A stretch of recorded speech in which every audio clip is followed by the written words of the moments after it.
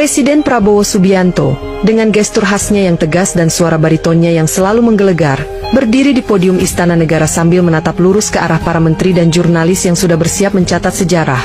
Lalu tanpa basa-basi ia mengumumkan bahwa mulai hari ini, koruptor yang terbukti mencuri bahkan Rp1 pun dari negara akan langsung menghadapi hukuman mati. Pernyataan itu seperti ledakan dinamit di ruang konferensi yang biasanya penuh dengan suara batu pejabat dan gumaman wartawan.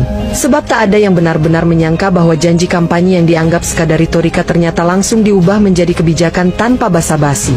Dalam hitungan menit, media sosial Indonesia meledak dengan berbagai reaksi, dari mereka yang bertepuk tangan penuh semangat layaknya menonton film aksi hingga yang langsung meratap karena sadar bahwa mereka mungkin sudah mencuri beberapa rupiah dalam bentuk anggaran fiktif, kwitansi palsu, atau marko perjalanan dinas yang tak pernah terjadi.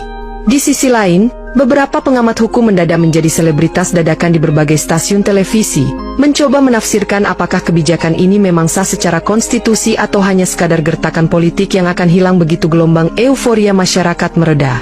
Di dalam ruang sidang kabinet yang baru saja ditinggalkan Prabowo, beberapa menteri mulai saling pandang, ada yang menggenggam botol air mineral dengan tangan sedikit gemetar. Ada pula yang langsung membuka buku catatan anggaran mereka untuk mengecek apakah ada transaksi mencurigakan yang bisa menyeret mereka ke eksekusi regu tembak.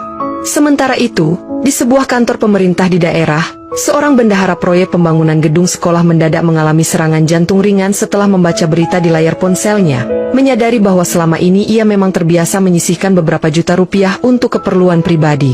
Berbagai reaksi terus bermunculan, tetapi satu hal yang pasti, Indonesia baru saja memasuki babak baru dalam sejarah pemberantasan korupsi, dan tak ada yang benar-benar siap menghadapi konsekuensi dari kebijakan ekstrim ini.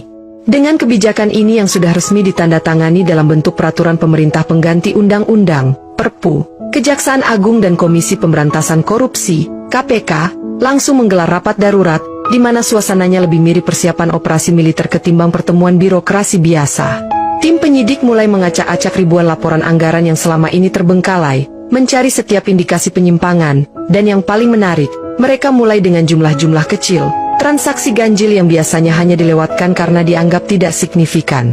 Di sebuah kota kecil di Jawa Tengah, seorang kepala dinas tiba-tiba didatangi belasan petugas KPK yang membawa berkas setebal bantal hotel, mendapati bahwa ia pernah menggelapkan dana operasional sebesar Rp3.750 untuk keperluan rapat fiktif, yang pada saat itu dianggap remeh tetapi kini bisa menjadi tiket satu arah ke regu tembak.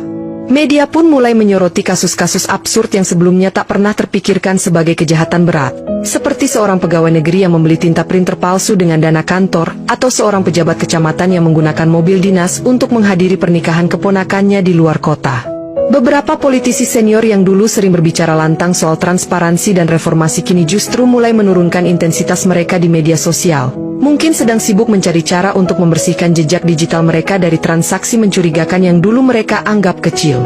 Beberapa kepala daerah mulai mengeluarkan edaran darurat kepada bawahannya agar berhenti menerima amplop dari pihak manapun. Tetapi di saat yang sama, mereka juga panik mencari solusi bagaimana caranya agar bisa mempertahankan gaya hidup mereka yang sudah terlalu nyaman dengan sistem lama.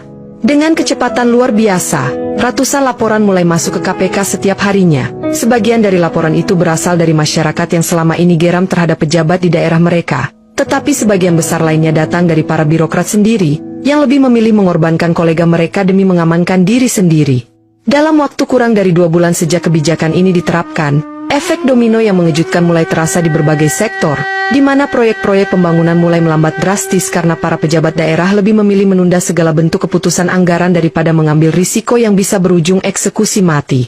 Di beberapa kementerian, para pejabat tingkat menengah yang biasanya begitu aktif menandatangani berbagai dokumen anggaran kini berubah menjadi sekelompok manusia super hati-hati yang membaca setiap baris laporan dengan kecemasan berlebihan, menyebabkan birokrasi yang sudah lambat menjadi lebih lambat lagi.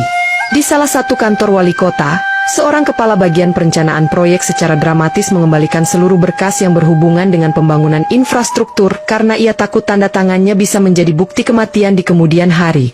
Dunia usaha juga mulai merasakan dampak kebijakan ini, terutama para kontraktor yang mendadak kesulitan mendapatkan pencairan dana karena pejabat yang bertanggung jawab menolak menandatangani dokumen meskipun proyek mereka sudah selesai dengan baik. Seorang gubernur di salah satu provinsi di Sumatera bahkan mengajukan surat resmi kepada Presiden Prabowo, meminta agar diberikan panduan teknis yang lebih jelas mengenai batasan hukum korupsi skala kecil, Tetapi surat itu belum mendapat balasan karena istana sibuk menangani polemik yang lebih besar. Sementara itu, para jaksa dan penyidik KPK mulai kewalahan dengan jumlah kasus yang masuk, karena ternyata, hampir setiap transaksi anggaran di pemerintahan memiliki potensi penyimpangan yang jika ditelusuri lebih dalam bisa berujung pada tuntutan hukuman mati.